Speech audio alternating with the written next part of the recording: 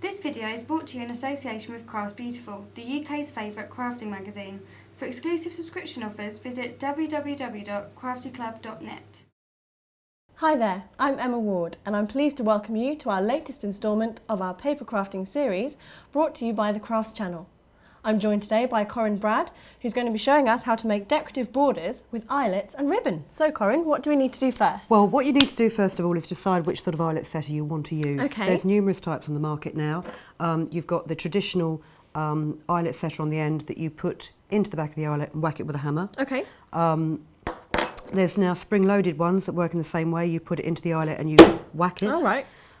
If your children go to bed early and you don't want to do something as noisy as that, I'd suggest using one of these. This is a device that not only punches the holes but also sets the eyelet. It's called a crocodile. So I'm going to show you how to make this decorative border to start with. It's twisted ribbon held in place with eyelets. There are other methods you can use. These are just loops of ribbon, little ribbon tails. And these are ribbon tails topped off with a length of ribbon so you can't see the fold underneath it. I see. Okay. If you use a high quality gross grain ribbon, it would be better because it means you can cut through with a hole punch and it doesn't fray the ribbon. Brilliant. So I've marked out my piece of card first of all with 3 centimetre gaps. I'm going to turn that over because I've just killed it with that eyelet setter. If you take a piece of ribbon, now because you're going to need a bit of play because you're going to twist the ribbon, I suggest you mark your ribbon at 4 centimetre gaps. So we'll give it a bit of a tail. And then we'll mark 4 centimetres there, there, there, there and there. And let's just cut it off here.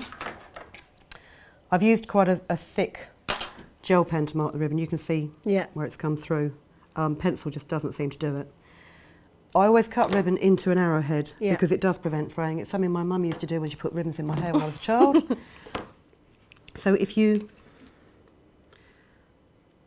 find your first mark, punch your hole in it, okay? Trim away any excess. Choose your eyelet, fix it through the ribbon and into the first hole in your piece of card. I see.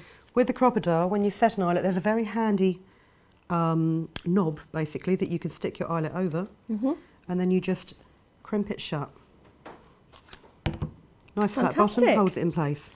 If you then punch your next hole in your piece of ribbon on the mark, just cut away any bits that haven't been quite cut. Take your next eyelet, and before you put it in, turn your ribbon over. Now I've used like a double-sided ribbon, so you've got a colour on one side and a pattern on the other. Place it in. Place it onto the crocodile, like that. And then you can continue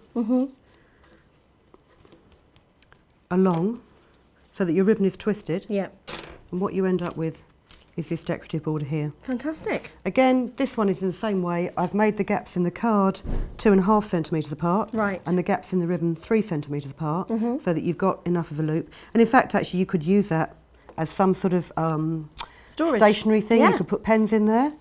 And then this one here is the tabs, you know, like the sort of badges that you buy, the ribbon tabs. These are 5 centimetre lengths of ribbon, folded in half, punched, and then just placed carefully apart. And same with that. Very easy, look very pretty, and they'd be great along scrapbook pages or on the edges of cards. Fantastic, thanks for that, Corinne. Okay, thanks. That's all the time we've got for today, but make sure you join us next time for the latest instalment in our paper crafting series brought to you by the Craft channel. Thanks, and I'll see you next time.